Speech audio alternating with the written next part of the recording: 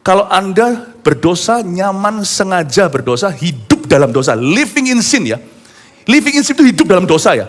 Jadi bukan karena kita itu belajar dari kelemahan kita, tapi benar-benar hidup dalam dosa dengan perencanaan dan sudah tahu itu salah dan diteruskan. Dan Anda bisa rasa nyaman, saya 100% jamin, garansi, Anda tidak sedang ikut Tuhan.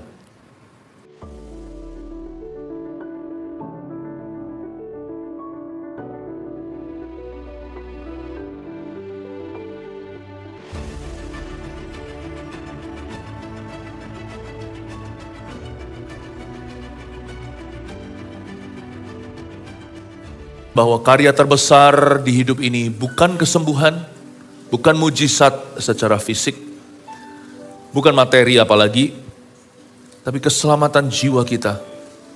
Suatu hari kita mati atau Yesus datang kembali, kita diterimanya di dalam kerajaan sorga, kerajaan Bapa yang baka. Sembunyikan hambamu di balik salibmu, hamba sampaikan firman dengan jelas dan berani, kasih hikmat dari tempat maha tinggi. Terima kasih Yesus, ubahkan hidup kami dari dalam keluar, bukan sebaliknya. Kami tidak mau menjadi orang Kristen kulitan. Bapa terima kasih, kuundang rohmu. Di dalam nama Yesus, haleluya, amin. Shalom semua, jangan duduk dulu. Tolong sapa orang-orang sekelilingnya, apalagi ada yang di luar gak bisa masuk ya. Gak ada tempat, beda jarak tempat, kita dalam hadirat Tuhan yang sama. Kasih salam, katakan welcome home. Silakan duduk. Kira-kira kalau Tuhan datang sekarang, berapa banyak ya di sorga itu orang Kupang? Tapi kan ini kantong Kristen, justru. Udah gak usah saya lanjutin, udah ngerti lah. Kalau saya bilang justru, udah ngerti. Misalnya saya compare, saya bandingkan Kupang dengan Bali. Bali mayoritasnya bukan Christianity, bukan kekristenan. Dengan Brunei Darussalam, banyak mana ya?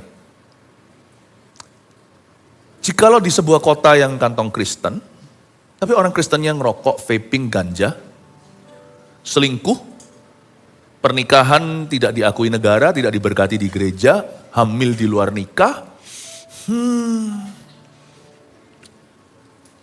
pergaulan bebas, rumah seperti neraka, katanya Bapa kami di dalam sorga. Loh kok yang hadir di sana Bapaknya dari neraka? Pukul kanan, pukul kiri, anak dipukul katakan bodoh. Begitu cara besarkan anak, saya rasa itu bukan hubungan Yesus dengan Bapanya di sorga. Itu juga bukanlah hubungan yang Tuhan katakan di Maleakhi, hati Bapa kembali ke anak. Hatinya, bukan tangannya, main tangan ke anak. Suami istri, KDART. Zaman sekarang emansipasi wanita. Istri juga pukul suami. Nggak mau kalah. Saya jadi curiga, betulkah banyak nanti yang berakhir di sorga? Jangan-jangan banyak yang kecele. Tidak sedikit orang yang masuk neraka karena salah percaya. Atau dia kira, bukan salah percaya, prasangka. Kemarin Pastor Mac menyampaikan firman yang sangat bagus. Ada yang diundang menolak mentah-mentah, ya udah anggaplah yang orang non-Kristen yang nggak mau diinjili Tuhan. Tapi ada juga yang tidak mengindahkan Kristen-Kristenan. Tapi ada yang sudah dikasih undangan, sudah boleh dikatakan dia udah maju di antrian. Dia itu sudah dekat sekali dengan kerajaan sorga, tapi kasih baju pesta sama raja. Rajanya kasih baju pesta. Memang betul sih, zaman itu ningrat beda dengan hari ini. Apalagi kalau Tuhan lah rajanya. Sana diundang, dikirim taksidonya, dikirim gaunnya. Jadi gak usah bikin sendiri, mahal baju baru. Kirim ke situ. Datang compang-camping, lu mana bajunya? Iya, dia gak nganggap serius. Bukan Tuhan itu diam-diam buang orang ke neraka, bukan. Kamu gak nganggap serius, kamu mentang-mentang sudah anak kerajaan. Kamu mentang-mentang sudah dapat undangan, kamu mentang-mentang sudah di dalam pesta dapat akses.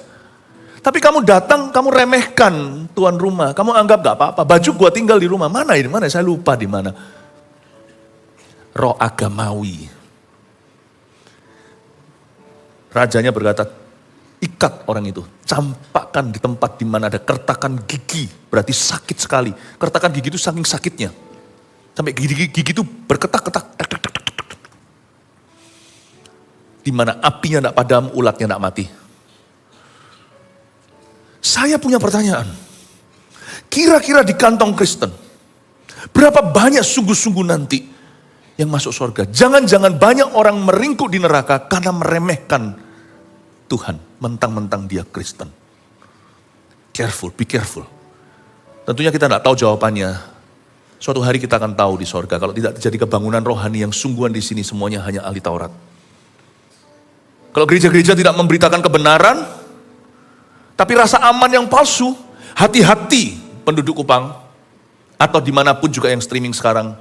Hati-hati, jangan-jangan kau sedang menuju pada kebinasaan, kau tidak tahu. Ada jalan yang disangka orang lurus, tapi ujungnya adalah neraka atau maut. Karena jalannya bukan Kristus. Yang menyelamatkanmu adalah Kristus, bukan Kristen. Kristus, maka kau jadi Kristen. Saya ingin membaca satu ayat yang jarang dikhotbahkan. Atau nggak tahu ini mau khotbahkannya gimana. Semoga mendapat pencerahan dan Anda bisa mengerti bahwa firman Tuhan itu berguna untuk mendidik kita dalam takut akan Allah. Untuk bisa menegur kita, firman ini adalah kasih. Karena membuat kita tidak berakhir di tempat yang salah. Dosa dan penderitaan judulnya di Alkitab kita, yaitu di Lukas 13 ayat 1-5. Saya ajak kita semua bangkit berdiri untuk menghormati firman lebih daripada khotbah. Mari kita baca Alkitab ini ayat 1-5, 2, 3. Pada waktu itu, datanglah kepada Yesus. Belum, bentar ya, munculin dulu. Ayo, 1, 2, 3. Pada waktu itu, datanglah kepada Yesus beberapa orang yang membawa kabar tentang orang-orang Galilea yang darahnya dicampurkan Pilatus dengan darah korban yang mereka persembahkan. Yesus menjawab mereka, sang kamu, orang-orang Galilea ini lebih besar dosanya daripada dosa semua orang Galilea yang lain, karena mereka mengalami nasib itu. Tidak, kataku kepadamu, tetapi jikalau kamu tidak bertobat, kamu semua akan binasa atas cara demikian. Atau sang kamu, ke-18 orang yang mati ditimpa menara dekat Siloam, lebih besar kesalahannya daripada kesalahan semua orang lain yang diam di Yerusalem? Tidak, kataku kepadamu, tetapi jikalau kamu tidak bertobat, kamu semua akan binasa atas cara demikian. Silakan duduk. Ayat pertama, pada waktu itu datanglah kepada Yesus. Beberapa orang membawa kabar tentang orang-orang Galilea yang darahnya dicampurkan Pilatus dengan darah korban yang mereka persembahkan. Ada sebuah kejadian, Alkitab tidak menyebutnya lagi, dan kita perlu selidiki dalam sejarah apa yang terjadi. Pokoknya ada sebuah kejadian yang sangat mengenaskan, yaitu ada sekelompok orang-orang Galilea, ya, Israel sebelah utara, tempat pelayanan Yesus itu, yang nggak tahu gimana mereka itu melanggar Pilatus. Pilatus ini seorang wali negeri atas provinsi-provinsi yang ditentukan oleh kaisar menjadi wilayah kekuasaannya. Pilatus ini terkenal korup orangnya, kejam. Pilatus yang sama yang menyalibkan Yesus. Orangnya itu nggak mau tahu, tapi orangnya itu penjilat. Artinya dia itu juga ingin menyenangkan rakyat. Makanya itu dia kasih Yesus, dia lepaskan seorang penyamun. Ya, padahal setiap tahun selalu boleh beri grasi, tapi dia bukan membebaskan Kristus, tapi pembunuh perompak ini. Jadi Pilatus sedikit saya kasih profilnya, orang itu kayak gitu. Tapi orang ini kalau kejam, dia bisa kejam, karena dia memang penjajah kan. Dia orang Itali, dia seorang pejabat tinggi Romawi. Orang Galilea itu nggak tahu dia salah apa, pokoknya apes kali deh, pokoknya apes banget. Ya, dia menginjak kaki yang salah. Orang-orang Galilea ini ngeri. Mereka itu bukan hanya dibunuh dan disiksa, tapi darahnya dicampur sama Pilatus dengan darah korban yang mereka persembahkan. Kayaknya mereka ini orang-orang religius, mau datang mempersembahkan korban, entah apa yang terjadi, korsletingnya di mana, Pilatus bunuh mereka, siksa dan darahnya dicampur dengan darah korban yang mereka persembahkan. Menjijikkan. Zaman itu memang tidak peri kemanusiaan, Yesus pun disalib begitu. Jadi ini yang saya sebut sebagai horrible death in the hands of men. Kematian yang mengerikan di tangan manusia, di tangan orang. Tapi sengeri-ngeri mati di tangan manusia, Ibrani katakan ngeri benar jatuh ke tangan Allah yang murka. Itu satu kejadian. Lalu Yesus menjawab mereka, sang kamu, orang-orang Galilea ini lebih besar dosanya daripada dosa semua orang Galilea yang lain, karena mereka mengalami nasib itu. Manusia kan suka begini, kalau ada keapesan atau kemalangan terjadi, kita tuh suka komentar, ih orang itu dosa apa ya, kok kayak begitu ya kejadiannya. Orang itu salah apa ya, kenapa dia dikutuki demikian rupa, kenapa dia bukan hanya malang, kok jatuh tertimpa tangga. Kita itu kan paling jagonya tuding orang. Itulah hati yang menghakimi, roh agamawi. Kita merasa dengan begini kita silau dengan dosa sendiri. Semoga dengan menunjuk kesalahan orang lain tidak perhatikan kesalahan kita. Selumbar di mata orang lebih besar dan kita gembar-gemborkan daripada balok yang ada di mata kita sendiri. Itu memang sifat busuk manusia. Kalau kita nggak ikut Yesus, kita semua kayak gitu. Dan ikut Yesus saja kalau nggak sungguh-sungguh pasti begitu. Yesus baca pikiran mereka karena Allah Maha tahu. Dia berkata, Yesus menjawab, sang kamu. Coba katakan sang kamu. Jadi hati-hati jangan jadi orang Kristen yang punya prasangka. Bukan prasangka buruk sama orang lain, bukan hanya itu. Prasangka yang salah. Kalau Anda tidak bisa menilai hidupmu sendiri, hati-hati. Yesus menjawab, sang kamu. Kamu salah paham. Yesus ngomong sama mereka, Yesus tegur secara halus. Kamu salah sangka, kalau kamu rasa kamu lebih aman dari orang-orang Galilea itu yang mengalami kemalangan, sedangkan kamu baik-baik saja. Kamu jangan sangka ujungnya nanti, aku tidak akan meminta pertanggungjawaban atas dosamu. Kau sangka orang itu lebih malang, kamu belum tahu bahwa Sodom Gomora akan jauh lebih baik nasibnya dibandingkan dengan hukumanmu suatu hari nanti. Saya tidak nakut-nakuti. Yesus pernah ngomong sama muridnya, kalau kamu masuk sebuah kota, kota itu menolakmu. Ya, disuruh kebaskan debu kota itu dari kakinya, maka suatu hari, meskipun belum terjadi apa-apa, suatu hari nanti Sodom Gomora lebih baik kondisinya dibandingkan kota itu. Maka Yesus mengecam Betsaida, Kapernaum. Kapernaum adalah basis pelayanan Yesus. Jikalau apa yang terjadi padamu, mujizat yang kulakukan di sini itu terjadi di Sidon, di Syria, di Lebanon. Mereka sudah tobat dari dulu-dulu kala. Tuhan berkata, nasibmu gak lebih baik. Sekalipun sekarang Betsaida tenang. Kapernaum gagah. Di situ ada barak, ada basisnya Itali.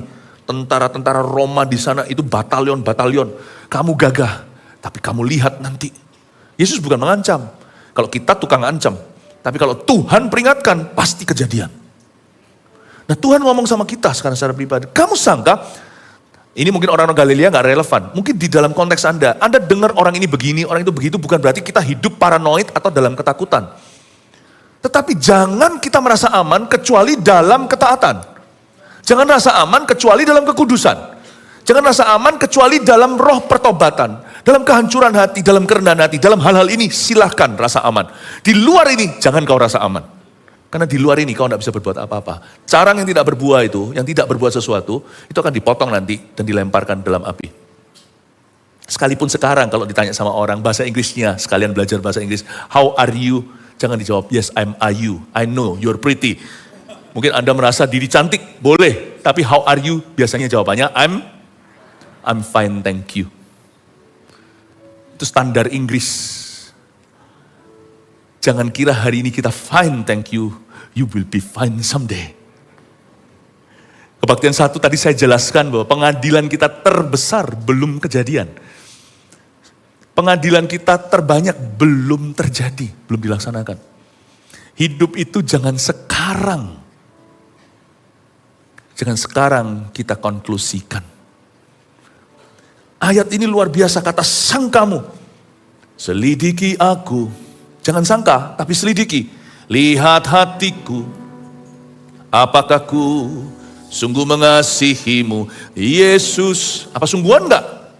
Kau yang maha tahu. Dan menilai hidupku. Tak ada yang tersembunyi bagiku. Lagi selidiki. Selidiki aku, lihat hatiku, apakah ku pulang dari gereja pukul istriku, kau yang maha tahu, apakah aku masih selingkuh, tak ada yang tersembunyi bagimu, telah kulihat kebaikanmu yang tak pernah habis di hidupku. Ku berjuang sampai akhirnya kau dapati aku tetap setia.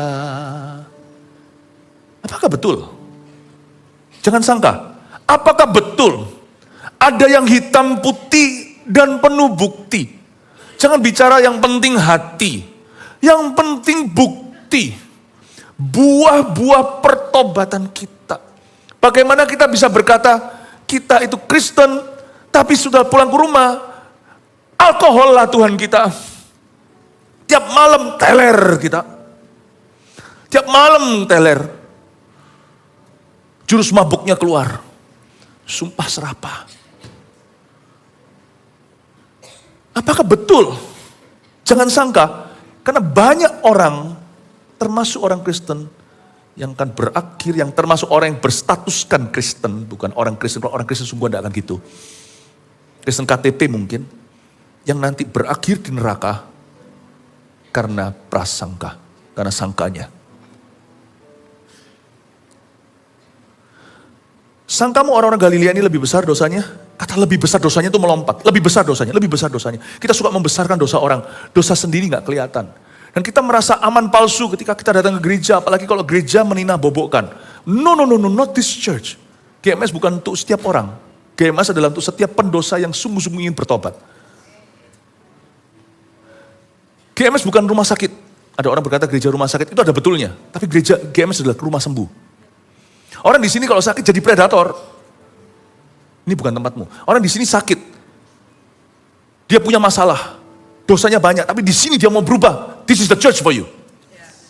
Ini kita nggak tunggu orang sempurna datang ke sini semua harus Paulus semua. No, datanglah sebagai Saulus. Tapi dalam waktu 1 bulan kau sudah harus, jangan 1 bulan, 1 minggu, minggu depan langsung. Kau harus mulai perjalananmu sebagai seorang Paulus, sang misionaris. Baptisan langsung kita adakan. Gua kuras habis. Yang kita kuras habis bukanlah kolamnya. Kolamnya sekarang airnya penuh. Kita kuras habis dosanya. Tidak baptis, banyak dosa. Baptiskan sungguh-sungguh dengan berita firman, bukan liturgi gereja saja, tapi Injil Yesus Kristus. Injil pengampunan dosa dan pertobatan. Dan airnya penuh, airnya keruh, hidupnya terisi, hidupnya bersih.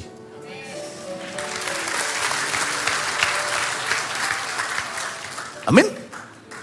Kau sangka dosa mereka lebih besar? Kata kalimat lebih besar dosanya itu luar biasa. Karena mereka ngalami nasib itu. Tidak, kata Yesus kalau perlu menggema. Tidak. Kataku, ayat 3. Kataku kepadamu, tetapi jikalau kamu tidak bertobat, kamu semua akan binasa atas cara demikian. Tuhan berkata, kamu jangan salah sangka. Kamu binasanya lebih parah nanti. Darahmu bukan dicampur dengan korban yang kau persembahkan. Korban itu kan mereka, tapi korban palsu yang kau persembahkan kepada aku itu nanti disitulah nerakamu. Disitulah nanti darahmu akan dicampurkan karena kau menghina darah Yesus. Ini bukan bicara tentang hukuman di dunia, tapi hukuman di akhirat yang pasti nyata. Karena antara kita dengan akhirat itu gak sejauh itu kok. Benar-benar kalau telepon akhirat itu tidak internasional teleponnya.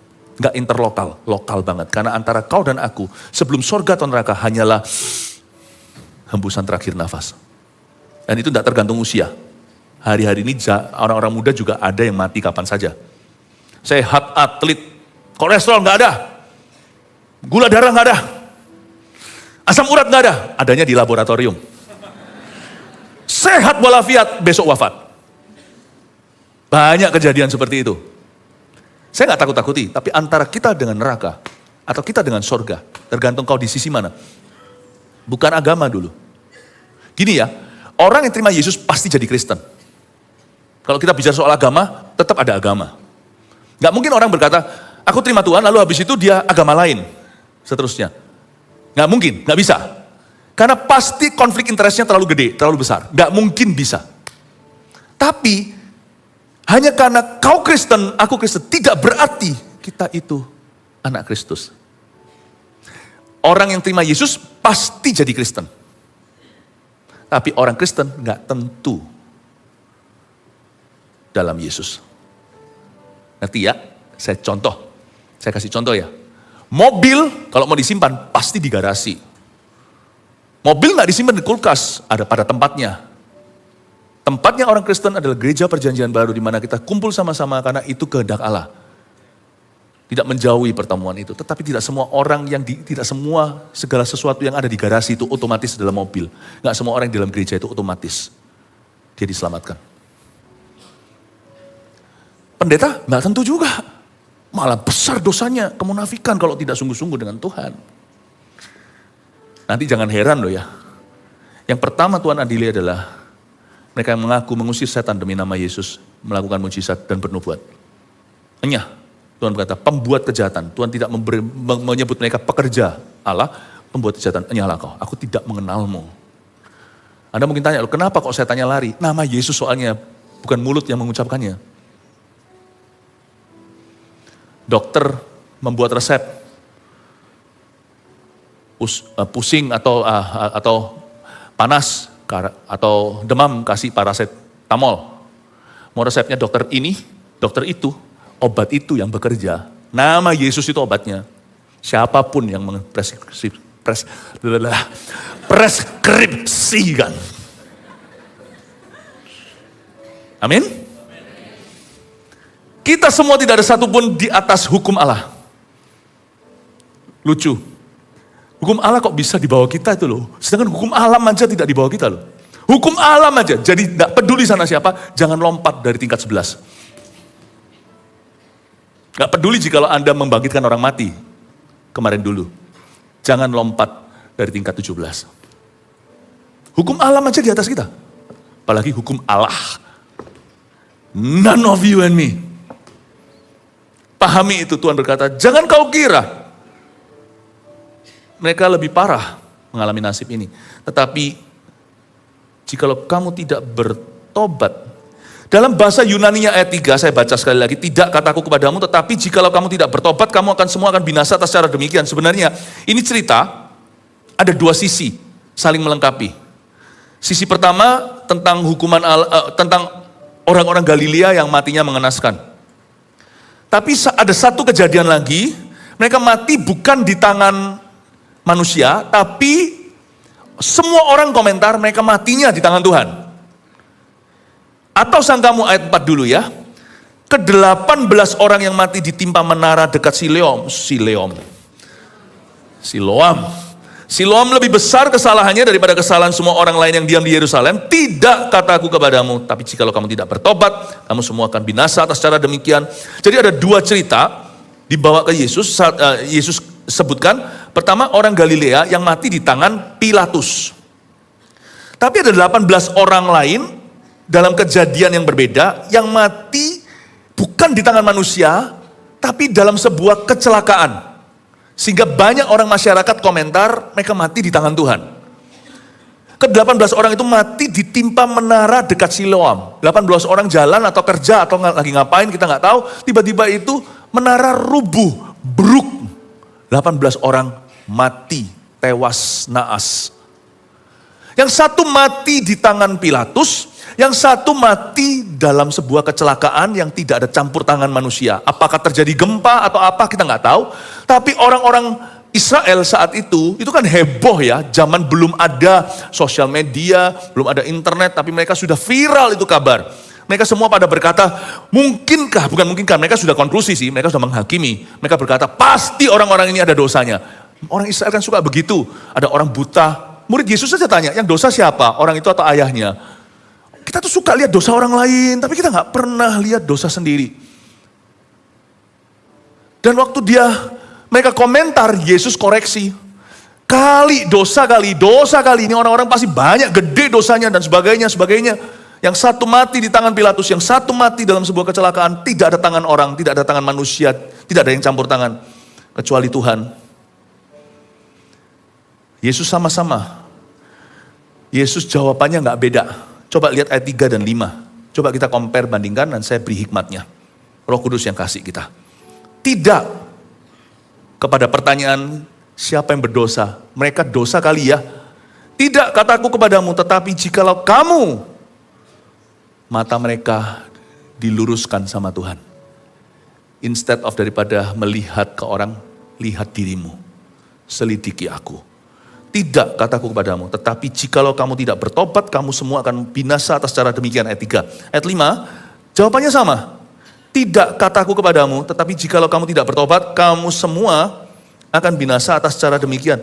Ini 3 sama ayat 5, ini identik. Ini jawaban kembar Tuhan Yesus. Dengar, Yesus tidak pernah bertele-tele. Tuhan Yesus adalah seorang pengkhotbah. Kalau khotbah nggak ada nggak ada kata-kata mubazir. Yesus kalau berkhotbah itu coba lihat sabda bahagia, berbahagialah orang itu dikhotbahkan oleh jutaan orang Kristen setelahnya. Khotbah Yesus itu pasti presisi, des setiap kata-kata dia firman. Kita ini bisa menyampaikan firman, dia adalah firman. Jadi kalau saya baca 2 hal yang identik, saya curiga bukan ada arti rahasia, tapi saya curiga Yesus memberikan penekanan. Dan pasti ada sesuatu yang melengkapi dan saling melengkapi. Orang Kristen berkata, aku sudah baca Matius, Markus yang mirip-mirip lah ya. Lukas, Yohanes gak baca lagi. Beda. Yesus gak pernah tele-tele. Kalau dikasih 4 Injil itu bukan berarti 4 Injil, tapi 1 Injil dibagi dari 4 dimensi untuk kita pelajari. Sadarkah Anda? Matius, Markus, Lukas waktu mencatat tentang kejadian Petrus memotong telinga itu. Mereka sebut ada seorang murid Yesus, tapi Yohanes menyebutnya Petrus. Yohanes itu yang paling polos, tulis Petrus. Petrus kaget kali, loh kenapa kamu sebut namaku? Tapi sudah masuk di Alkitab. Alkitab memang tidak pernah merahasiakan, yang lainnya sungkan. Mau tahu nggak kenapa? Karena Matius kan ya, orang yang lebih secara sosial, lebih kompleks karena dia dulu pemungut cukai. Lukas dokter, dia dekat sama Paulus, dia biografernya Paulus. Dia sama Petrus itu tinggal hidup sejaman, tapi kan itu hamba Tuhan yang lain, dia sungkan. Markus itu anak didiknya Petrus. Setelah luput dari tangannya Paulus karena dia sempat menyangkali panggilannya, tapi dikasih kesempatan lagi sama Tuhan. Kemenakan Barnabas. Yohanes ini sama Petrus dekat. Kalau Anda baca ya 4. Indahnya. Ini sedikit saya tambahkan intermezzo, ini gak ada hubungan dengan ini ya. Tapi jangan pernah Anda kira, ada satu pun ayat-ayat firman itu tele-tele. Kalau ditaruh sesuatu yang sama mirip, baca lagi. Saling melengkapi. Nah yang ini gimana? Saya bantu ya. Sambil saya menyampaikan firman, saya ajari gimana caranya Anda memandang firman. Oke, kita lihat ayat 3 lagi, lalu ayat 5 kita baca lagi. Tidak kataku kepadamu, tetapi jikalau kamu tidak bertobat, kamu semua akan binasa atas cara demikian. Ayat 5, tidak kataku kepadamu, tetapi jikalau kamu tidak bertobat, kamu semua akan binasa atas cara demikian. Sama ya? Bedanya di sini. Kata bertobat, katakan bertobat.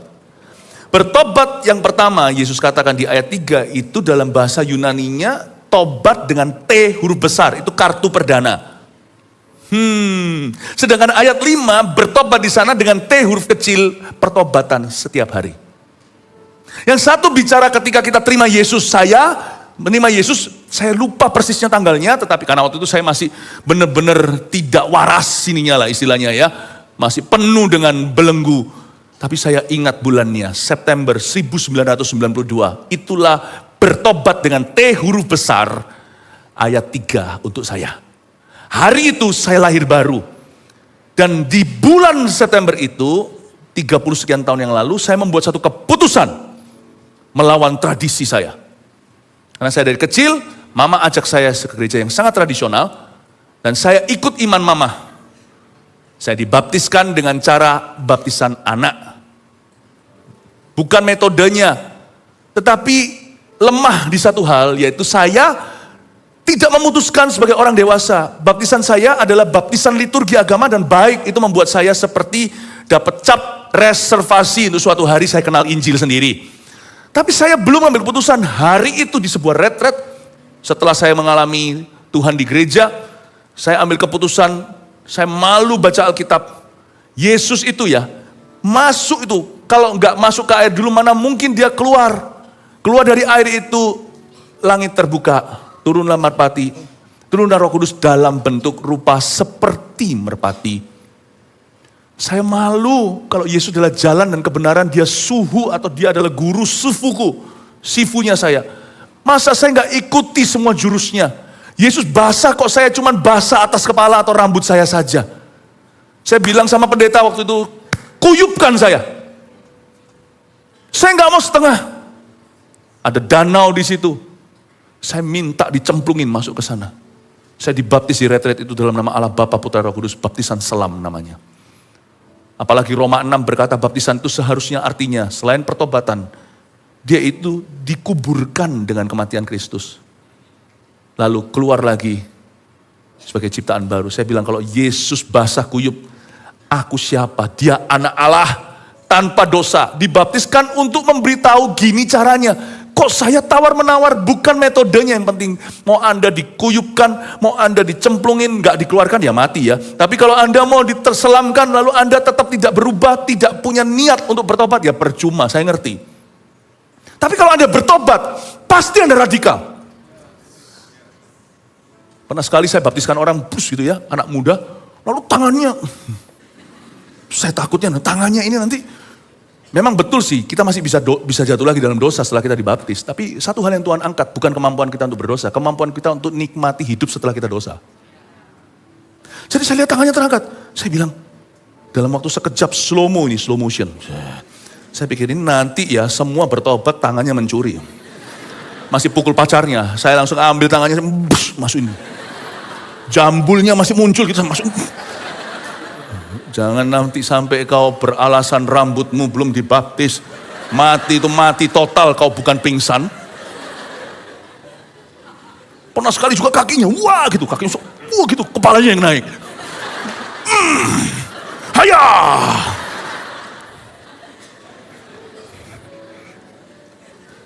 Saya malu. Ayat 3 saya tobat dengan T huruf besar, saya lakukan dengan radikal. Saya berkata, pendeta, baptiskan saya. Waktu saya umur 6, saya ada fotonya. Saya dipercik begitu. Tapi saya gak serius mukanya. Saya tahu bahwa saya belum paham. Saya bilang kali ini saya tidak main-main. Bukan dibaptis berkali-kali. Saya anggap itu sebagai suatu liturgi yang baik untuk saya. Tapi kali ini saya mengerti, memaknai baptisan itu. Saya berkata, cemplungkan aku. Basahkan aku. Terus saya masuk dalam, itu September di Kanada. Kanada itu dekat Kutub Utara. Masuk dingin. September. Ya. Masuk ke dalam itu dingin. Tapi anehnya saya bukan buat-buat. Ini pengalaman ya, ini bukan firman. Ini adalah kesaksian saya. Saya ngerasa hangat, gak mungkin. September itu sudah fall. Artinya pohon-pohon sudah mulai gugur. Itu sebentar lagi mempersiapkan untuk winter atau musim dingin. Saya masuk ke dalam itu. Hangat, kayak seperti diselimuti. Saya rasakan kehadiran seseorang. Atau lebih tepatnya 3 pribadi. Karena nanti saya dibaptis dalam namanya. Allah Bapa Putra Roh Kudus. Gak mungkin Tuhan main suruh, Tuhan pasti ada di situ. Plus masuk ke dalam. Keluar. Saya gak bisa jelaskan. Saya bukan tiba-tiba jadi sempurna, tapi saya rasa kayak, aduh gak bisa dijelaskan. Gak bisa dijelaskan. Sampai satu hal yang, karena saya saking konyolnya, saking lugunya, saya masih baru. Saya ngomong sama kakak rohani saya waktu itu, saya bilang, boleh gak saya nyemplung lagi? Hus, dia bilang hus. Sekali udah, saya mau lagi, kenapa? Dia berkata, tinggal kamu jaga perasaan itu dengan Tuhan seumur hidupmu. 30 tahun kemudian, here I am. Saya tetap menjaga perasaan itu dengan Tuhan. Belum dibaptis ya, segera basah. Belakang sini, kolamnya. Nanti ya, sebentar ya, setelah ini ya. Pastikan jambulnya, sanggulnya, masuk semua. Nanti jangan-jangan kalau ada ibu-ibu waktu masuk bibirnya. Aduh, masukkan bibirnya saja.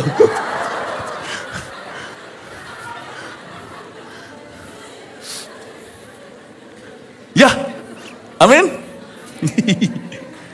Oke, jadi ayat 3 itu tobat dengan T huruf besar dong. Menjaga perasaan gimana? T huruf kecil. Dalam roh pertobatan. Tidak kataku kepadamu, tapi jikalau kamu tidak bertobat, kamu semua akan binasa. Atas dasar demikian, itu bicara tentang dalam bahasa Yunaninya. Kata tobat di ayat 5 agak beda dikit tipis dengan tobat di ayat 3. Tobat di ayat 5 bicara tentang roh pertobatan sehari-hari, hidup dalam roh pertobatan. Saya ada tulis si cerita ini, tapi mungkin Anda belum baca ya gak apa-apa. Dan gak semua orang juga akan beli bukunya. Saya ada tulis buku tentang hubungan saya dengan Roh Kudus, yaitu Holy Spirit My Best Friend. Ada di Pustaka Raja Wali ya. Anak-anak saya ada di sana suatu hari. Suatu hari saya ini orangnya bukan pemarah. Tapi namanya orang masih dibentuk Tuhan. Meskipun saya sudah jadi pendeta, marahnya beda, tetapi Tuhan itu yang menjaga, Tuhan yang melihat motivasi hati. Dan kalau Tuhan tahu melihat motivasi kita mulai salah, sudah mulai ada alarmnya.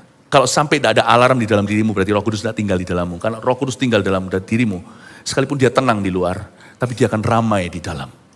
Siapa yang meramaikan suasana hatimu? Tuhan atau setan? Nah, tidak enaknya adalah kalau kita ikut Tuhan itu dikit aja, karena Roh Kudus itu bukan tersinggungan, tapi Roh Kudus itu lembut. Dia juga yang menciptakan buah di dalam kita, namanya kelemah lembutan.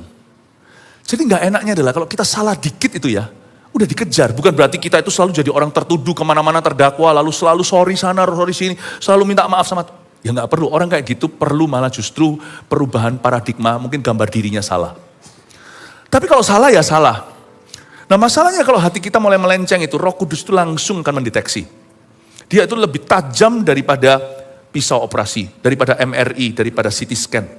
Itu slice-nya itu slice itu apa? Sayatan-sayatannya itu begitu tipis bisa memisahkan antara sumsum dan sendi. Firman Allah, ketika saya baca, setiap kali saya baca, dengar khotbah apa segalanya, pasti akan terus bicara tentang area itu sampai saya give up, sampai saya menyerah, sampai saya berserah. Sampai saya give up dan surrender.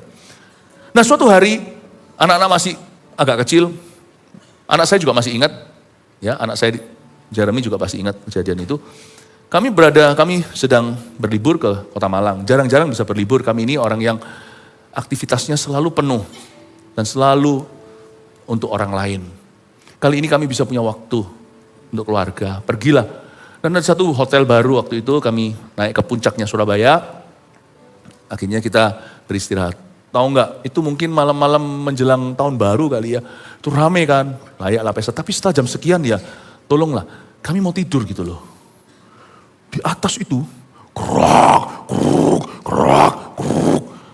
Itu sofa, pindah apa, kursi segala. Telepon sekali. Oh, baik Pak, kami perhatikan. Loh kalau masalahnya di luar hotel, kami tidak bisa apa-apa. Tapi di dalam hotel kan, udah jamnya sudah selesai, jamnya itu sudah jam party usai, jam itu sudah tutup restoran, tapi di atas itu namanya hotel yang punya peraturan sendirilah. Ya, bukan hotel yang punya standar internasional gimana, yang sudah ada SOP-nya, hotel yang udah pokoknya teman dekat ya kita nongkrong di sana. Di atas itu rame banget, grog. Saya kira apakah di atas ini kalau ada ruangan dan kosong, ini perlu kita tengking ini, berarti ini setan. Tapi kalau di atas ini saya tanya apa, ini restoran. Saya bilang restorannya tutup jam berapa? Jam sekian. Ini sudah jam berapa waktu? Jam 1? Jam 2? Jam 1? Saya telepon, udah ke 10 kali gonta-ganti yang telepon saya, istri, anak saya. Berapa kali? Enggak juga, akhirnya saya naik. Enggak marah, enggak boleh, pendeta enggak boleh marah-marah. Tapi ada cara lain untuk mengutarakan. Bukan berarti marah nggak boleh, tetapi saya tahu boleh nggak boleh itu nggak relevan. Tuhan yang tahu hatiku. Tuhan tahu ketika saya mulai bergeser ke sisi kanan atau ke sisi kiri. Saya naik ke atas, saya lihat restorannya, saya bilang, Pak ini sudah waktunya tutup. Kenapa Anda masih ramai? Ternyata benar di atas itu masih, benar sungguhan ternyata itu kursi kesini ngobrol-ngobrol ada berapa orang. Saya langsung berkata, saya bilang, tolong ya Pak, ini sudah selesai waktunya. Yang tugas saya beritahu manajernya. Tolong ya, ini jam sudah usai, kami di bawah semuanya itu mau tidur. Itu semuanya adalah pelanggan Anda juga. Di sini cuma ada 10 orang. Ramenya, semua orang tuh lihatin saya. Udah, sana, pulang. Itu bisa nurut loh. Mereka bukan orang Kristen. Berdiri, baik Pak. Jangan-jangan yang saya suruh-suruh nanti orang berkedudukan lagi, saya nggak tahu. Saya nggak peduli. Udah balik. Mereka tuh dengan baik-baiknya ambil kantongan. Pergi ke lift, satu-satu pulang balik ke kamar. Saya bilang, tolong Pak, ya ini masih perlu disapu, ini masih perlu digeser. Cepat disapu. Ayo sana. Saya tiba-tiba jadi manajernya. Kamu panggil yang tukang sapunya itu. Oke, kamu sini ya, spell yang di sini cepat. Baru setelah itu pindah gini, saya atur. Jadi saya tiba-tiba sibuk dalam piyama. Terus habis itu bapak manajer tuh lihat saya tuh, dalam pandangannya saya curiga dia tahu saya. Mati aku. Setelah selesai dia ngomong gini, Bapak ini kok familiar ya? Sudah, fokus. Bapak ini familiar. Sudah jangan familiar. Dalam hati saya mulai gentar. Itu zamannya Global TV. Before 30, Shalom pemirsa Global TV. Belum zamannya Saat Teduh Bersama, itu pandemi. Saya mulai curiga jangan-jangan. Tapi saya nggak salah. Setelah itu, sudah ya, jangan rame-rame lagi. Saya kasih waktu hanya sampai jam segini. Baru boleh. Ya saya ngerti, Musa mau marah-marah pun, pukul pun, batu keluar air. Tapi Tuhan gak berkenan kan dengan cara begitu. Naiklah saya ke kamar, setelah itu saya dapat surat. Maaf Pak dan sebagainya. Dia bukan tulis Pak Philip Mantova, tapi Pastor Philip Mantova. Terus saya gak salah loh. Saya menolong seluruh lantai itu. Itu yang paling lucu itu, semua tamu-tamu hotel itu kira-kira ada 4-5 itu datang dengan satu-satu, cepat masuk ke dalam liftnya. Udah lebih tua beberapa. Udah saya berkata, Tuhan, hati saya itu gak enak. Singkat cerita saya tidur, dalam tidur saya disetrap sama Tuhan. Saya melihat saya disetrap dan Tuhan gak ngomong apa-apa ke saya. Tuhan ngomong, gak ngomong sama saya. Dah singkat cerita aja ya, nanti Anda bisa dengarkan, baca sendiri ceritanya penuhnya. Saya pun udah agak lupa-lupa. Tapi di dalam mimpi saya lihat saya hanya duduk sendiri. Saya sapa Tuhan, Tuhan tidak noleh ke saya. Tuhan bilang, kamu tahu hatimu, aku tahu hatimu, kamu juga tahu hatimu. Sudah kamu tahu deh. Bangun tidur saya dapat ayat. Lalu habis itu ting masuk, karena saya kasih itu nomor HP. Dia bilang, maaf untuk gini. Dan kapan Bapak akan mengadakan FKA lagi? Festival Kuasa Allah lagi, kapan Bapak akan mengadakan? Saya bilang sama dia, Pak saya minta maaf. Oh belum, sebelum dia itu, saya makanya gak lupa. Saya dulu yang minta maaf. Ketika dia tulis, oh dia belum, sorry saya agak lupa. Jadi yang Pastor Philip segalanya itu belum, tapi saya sudah curiga, dia udah ngomong dia saya familiar. Akhirnya saya beranikan diri, saya minta maaf, tapi dia lagi off shift. Saya minta maaf sama orang yang ada, saya naik, saya minta maaf, lalu saya minta nomor HP-nya. Nah saya minta nomor HP dulu. Sama front desk, Mbak manajernya yang kemarin di atas gini-gini siapa? Saya minta nomor HP-nya. Saya mau minta maaf. Saya tulis saya minta maaf meskipun begini, tapi tetap tidak benarkan. Tuhan tahu hati saya salah. Saya minta maaf kemarin, saya tidak pada tempatnya. Itu tugas dan pekerjaan Anda. Ya saya harus bisa hargai. Cuman keluhan saya harusnya hanyalah disampaikan. Makasih dengan kesabaran saya, Philip Mantova. Terus dia ting balik, terima kasih Pastor. Saya rindu kapan diadakan Festival Kuasa Allah lagi. Untung saya minta maaf. Kenapa sih? Cuman gitu aja kok Tuhan itu kejar sampai ke ujung dunia. Saya disetrap segala dalam mimpi saya. Bangun dikasih firman. Gak dianggap sama Tuhan. Tuhan gak marah atau apa. Tuhan tunjukkan tidak berkenan. Aduh Tuhan, berapa banyak orang Kristen yang marah-marah. Kenapa aku digituin? Toh aku gak salah. Itu sampai pukul 1, 2, pukul 3. Rame banget. Mana bisa tidur. Tapi saya kok terus diganggu begini. Kan saya juga berhak toh Tuhan. Pelanggan kan raja. Tapi Tuhan bilang, tapi khusus pelanggan ini dia adalah hamba. Ya udah mati aku Tuhan. Ya sudahlah Tuhan, kenapa aku selalu kau kalahkan? Tuhan bilang seperti ini, karena kamu lebih dari pemenang. Nangis saya, ya itu betul. Saya yang minta nomornya dulu karena saya gak ketemu sama dia. Dia cuma bilang familiar, tapi saya bilang fokus. Saya berkata, Tuhan tahu hati saya minta maaf. Saya kasih kata-kata setulus-tulusnya minta maaf sama manajer itu tanpa sebut saya siapa. Saya hanya tulis nama saya, maaf saya tidak pada tempatnya. Semoga Bapak mengampuni saya. Mana ada pelanggan tidak puas terus minta maaf sama manajernya. Itu hari liburan yang langka buat kami. Saya tidak mau besoknya saya seperti orang yang wattnya tinggal sedikit karena nggak bisa tidur. Tapi akhirnya Tuhan Yesus mengajari saya sesuatu. Tak ada alasan. Kalau ada sedikit yang salah di hatimu, kamu harus hidup di dalam roh pertobatan. Meskipun hubungan kita dengan Tuhan tidak rusak, apalagi rusak secara kekal, sekali anak, aku adalah anaknya. Tapi justru kalau kita itu anak, kita pasti akan perbaiki kesalahan kita. Nggak mungkin kita bisa biarkan. Oh saya cuma lewat berapa jam aja dalam tidur aja udah disetrap sama Tuhan. Kenapa ada orang yang bisa setrap pukuli istri, anak. Minggu depan ke gereja, happy ya, tidak terjadi apa-apa. Come on, are you Christian? I don't think so. Mabuk. Jukang tang boebo. Mabuk.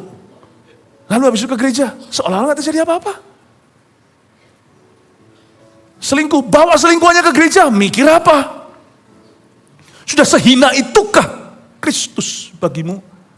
Sehingga terlalu biasa menyebut dirimu Kristen dan ini so what gitu loh. Hidup kumpul kerbau. Padahal bukan kerbau. Padahal manusia bisa nyaman aja. Duduk mendengarkan, ikut nyanyi, ikut tertawa. Tapi di dalam hatinya silau akan dosanya. Nggak kelihatan. Dan malah bisa melihat dosa orang lain lebih besar dosanya. Ini lebih besar. Ini orang gini karena ada dosa. Orang gitu karena dia berdosa. Kita sendiri nyaman. Padahal pergaulan bebas. Free sex. Kok bisa? Sudah seperti itukah Tuhan itu hambar? Sudah seperti itulah satu-satunya jalan keselamatan itu menjadi jalan biasa? Betulkah sampai Tuhan pun tidak bisa mendidik kita sampai harus nanti suatu hari api neraka? Itu pun tidak bisa menyadarkan kita, hanya menghukum kita. Benarkah hanya api yang bisa berbicara? Bukan Roh Allah.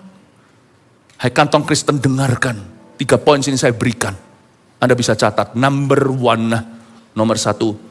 Jangan kira karena beragama Kristen pasti selamat. Tulis itu, camkan.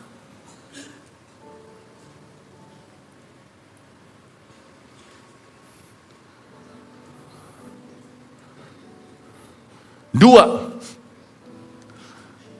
terima Yesus, T huruf besar. Dan hiduplah dalam roh pertobatan setiap hari, T huruf kecil. Saya kasih satu contoh, ada banyak dalam hidup saya. Dikit aja, udah rasa kayak Tuhan itu. Saya semakin memahami dialah api yang menghanguskan, bukan berarti dia bakar saya. Tapi saya beritahu ya, ikut Tuhan gak enaknya apa ya? Dia sensitif banget sama dosa di hidup kita. Sebelum dosa itu jadi dosa, dia sudah sensitif. Anda tahu gak salah satu dari 7 gereja yang Tuhan bicara dan peringatkan lewat Rasul Yohanes di Patmos? Sadarilah betapa dalamnya kamu sudah jatuh. Kamu sudah meninggalkan kasih mula-mula. Itu aneh.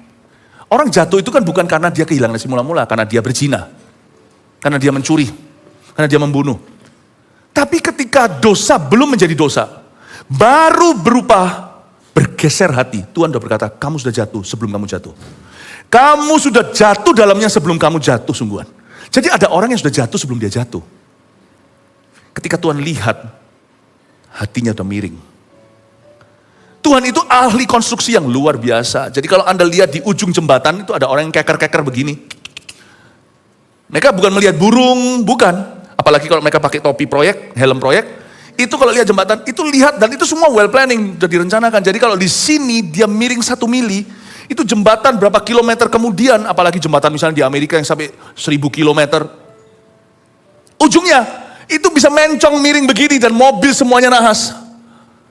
1 mili di sana, makanya orang-orang ini bukan main-main. Mereka adalah kontraktor-kontraktor yang paling profesional. 1 mili pun kelihatan miringnya.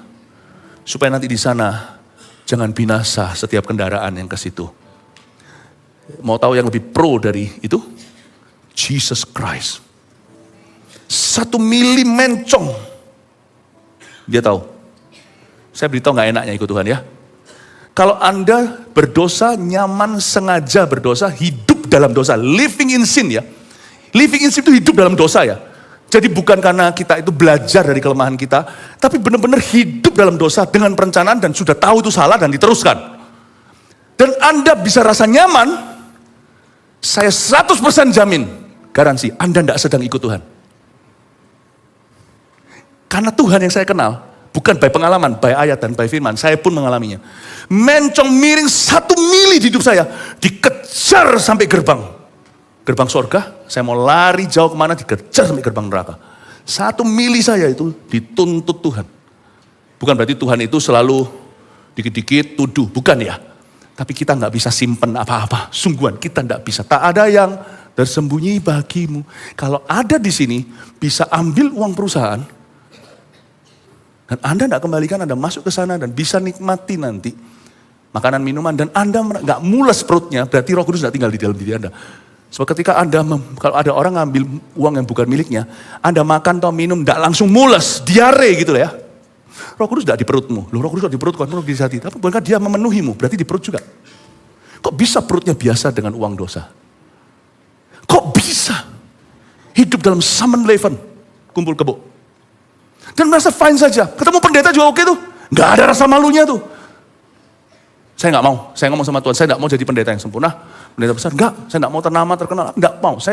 Kita ini orangnya lebih introvert, artinya saya kalau bisa, kami itu masuk ke sosial media itu karena terpaksa. Dulu awal mulanya saya itu karena dipalsu.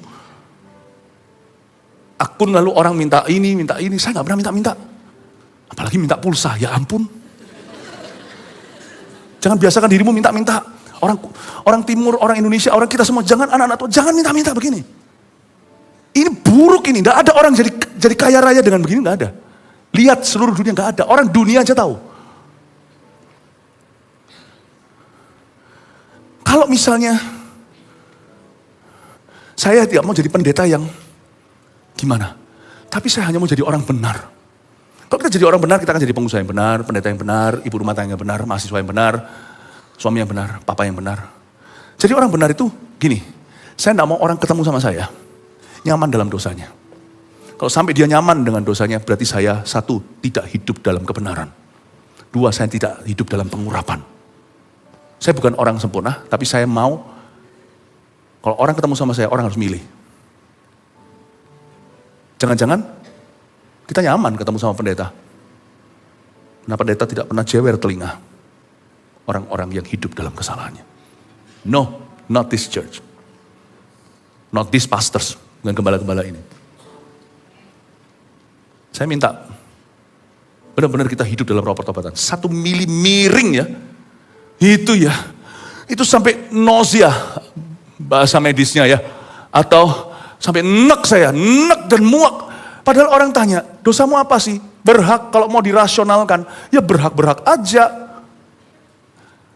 Sedikit saya nggak punya kehabisan waktu untuk cerita. Kalau saya cerita satu-satu ya, saya siap buka aib saya cuma begitu-gitu.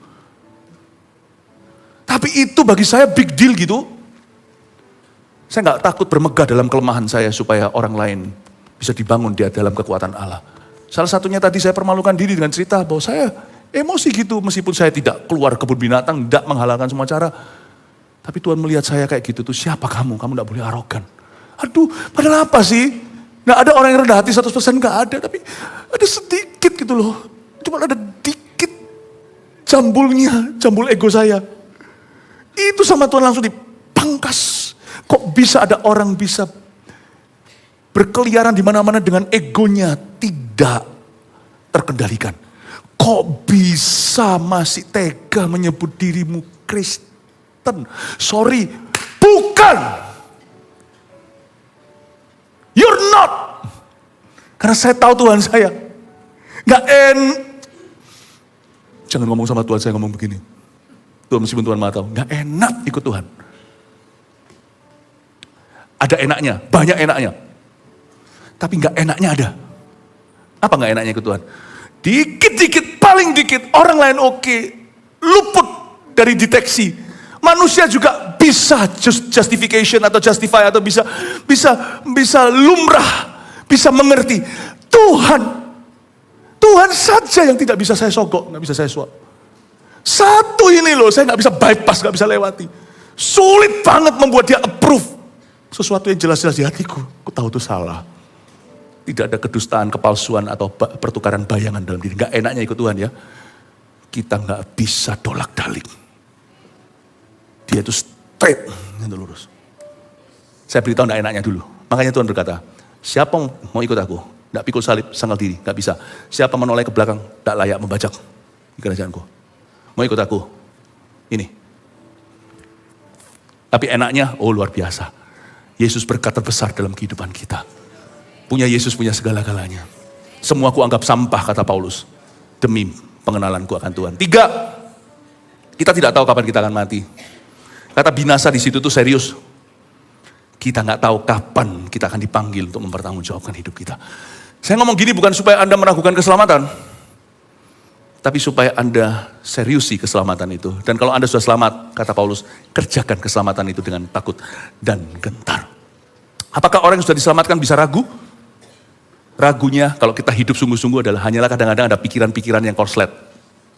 Tapi di hati gak bisa. Saya yakin akan keselamatan saya. Ketopong keselamatan itu ada. Saya ngomong gini bukan supaya Anda meragukan keselamatanmu. Tapi supaya sebelum Anda benar-benar mengikut Yesus, Anda hitung resikonya. Ikut Tuhan. Tidak boleh pura-pura. Tidak bisa munafik. Ikut Tuhan. Harus berubah. Saya nggak percaya kalau seseorang minum racun. Kalau mulutnya tidak berbusa-busa. Saya nggak percaya seorang minum racun yang sangat keras. Kalau orang itu tidak tiba-tiba membiru. Dokter yang bisa beritahu. Mungkin dia sudah mulai kelihatan tanda-tanda keracunan. Jangankan begitu. Makan sambal aja orang nggak tahan. Food poisoning aja bisa membuat orang itu masuk ke ICU. Sorry, bukan ICU. Masuk ke UGD. Ya, mesti harus diinfus. Gak ada orang makan Yesus. Gak ada efek loh, gak ada.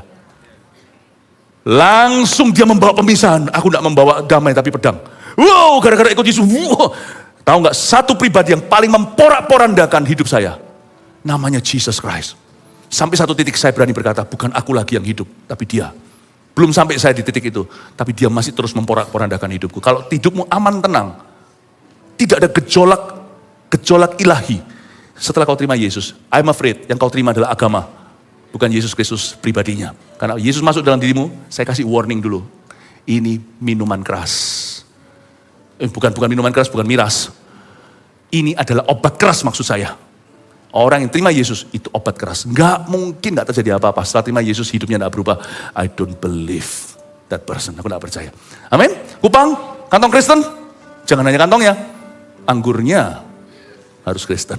Semoga di sini dari Kupang nanti suatu hari lihat firman-firman seperti ini, lewat gereja yang seperti ini. Nanti suatu hari di sorga kita lihat kiri kanan. Kiri kanan ku lihat saja mana-mana orang Kupang. Semoga nggak malah justru di sorga. Mau orang Kupang mana? Langka sekali. Yang ada orang Bali, orang Brunei, orang Afrika, orang Zimbabwe, orang Kupang tak kelihatan. Jangan sampai gitu. Semoga nanti di Kupang suatu hari kelak ada banyak orang yang masuk sorga dari kota tercinta. Mari kita semua bangkit berdiri.